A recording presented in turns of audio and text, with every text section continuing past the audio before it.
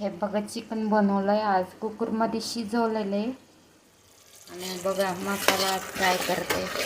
मसाला fry करायला लय time लागते.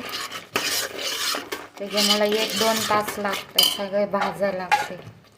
सगळे कोथिंबीर जिरा मोहरी सगळे वाटून घ्यायचे. खोबरा बिबरा कांदा बिंदा सगळे वाटून घ्यायचे. व्हिडिओ टाईम कमी मिळत म्हणून मी पहिलं करून घेते नंतर दाखवते थोडेसे. आता एक मसाला झालेले चिकन शिजून घेतलेले टाकायचे. आता लाईक करा सबस्क्राईब करा. हे बघ बरं हे असं पातळ करायचं. चिकन शिजलेले आता 10 मिनिट शिजवायचे नंतर बंद करायचे आणि भाकरी बरोबर. लाईक करा सबस्क्राईब करा. हाय यूट्यूबवाला हाय कशी आहे.